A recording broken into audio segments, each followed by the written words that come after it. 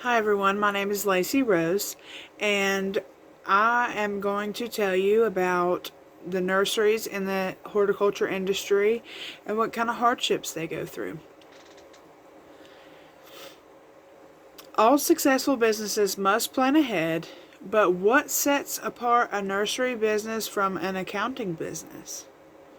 Nurseries grow and sell plants, which are living things. Nurseries have to keep clear records of all aspects of the business, including all patterns of plant disease and fertility, market trends, profit and loss statements, budgeting, advertisement, customer transactions, and more.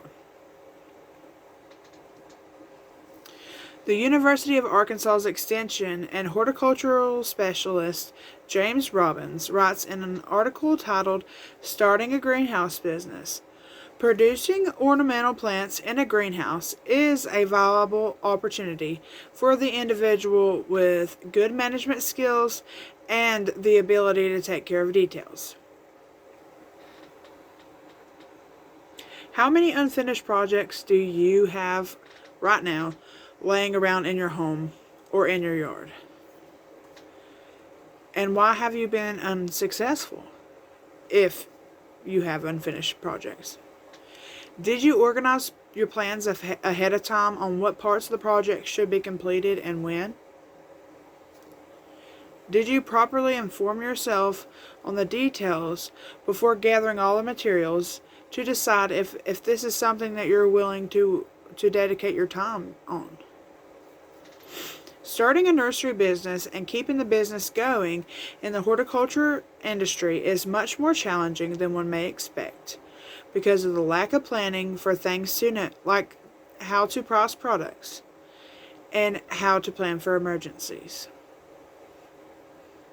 Starting a nursery, potential income, and things that can devastate the business are all essential topics that every nursery owner has to thoroughly plan for and be aware of. Starting up a nursery may seem relatively easy, but there is more to the process than just setting out some plants and hoping they'll grow and praying that someone will come and buy them. Nurseries should offer something that sets them apart from other nurseries. Tony Avent, the author of the book So You Want to Start a Nursery, states, "The naming of your nursery is among the least costly and the greatest marketing opportunity you will ever have for your business." Avent explains the importance of nurseries finding a niche that will properly support the nursery and the market available to the business. A niche is like a specialty, and a specialty that people are looking for. Management skills are a must when it comes to efficiently running a business.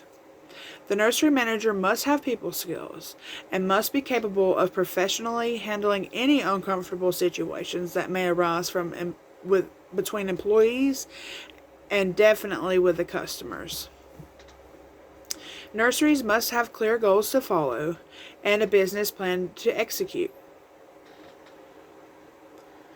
Another part of successful business is budgeting and keeping very clear records.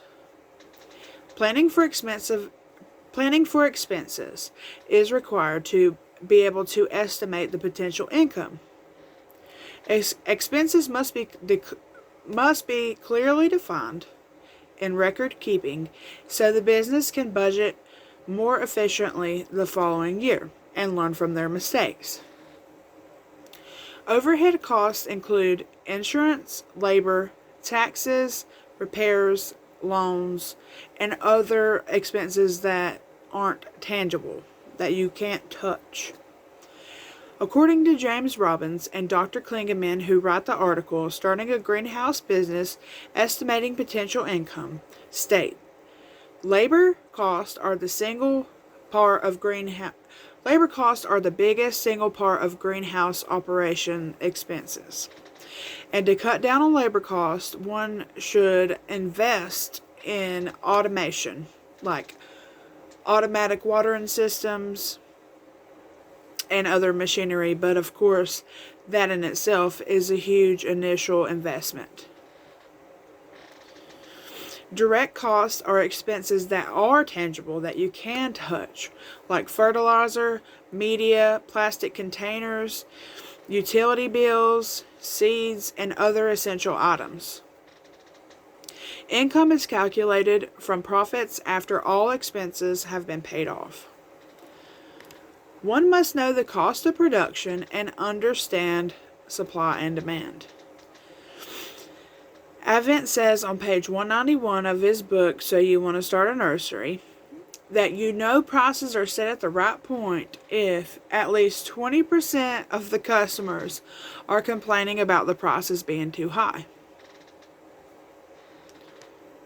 It's also important that a nursery owner doesn't set their prices too low to try to undercut the competitors, because they're not going to make any money.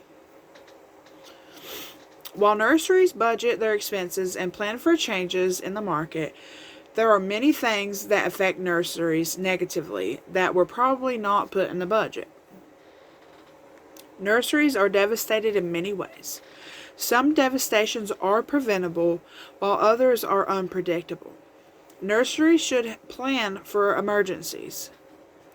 When the power goes out because of a snowstorm, a nursery should have backup generators as well as employees to be on call to be able to go to the site and assess the situation, make sure everything's heated up properly, make sure the snow load's not too heavy on the frames of the structures. That has to be very well executed and planned, and all employees should be on board with each other. If nurseries are not planned for natural disasters, thousands of dollars will be lost within moments. You can't prepare for every disaster, though. For example, a new strain of shot hole disease, which is a bacteria found in laurel plants, was found in the United Kingdom.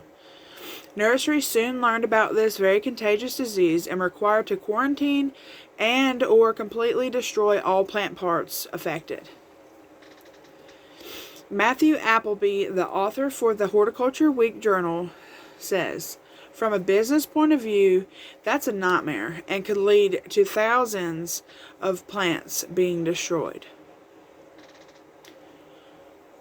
Destroying thousands of pounds of crop is definitely a hardship that many nurseries must face when encountering highly infectious diseases, and nurseries must be prepared to respond to instances like this, even if it was impossible to predict.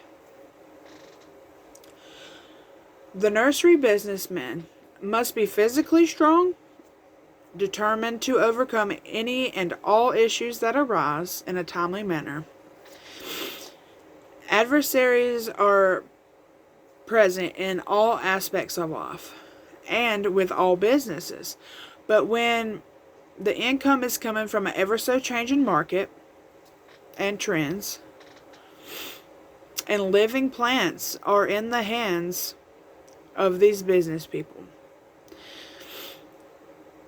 many hardships are going to take place. Running a nursery is not just a job or even just a career. It is a lifestyle that nursery owners and their family must be willing to dedicate their lives to. Thank you so much.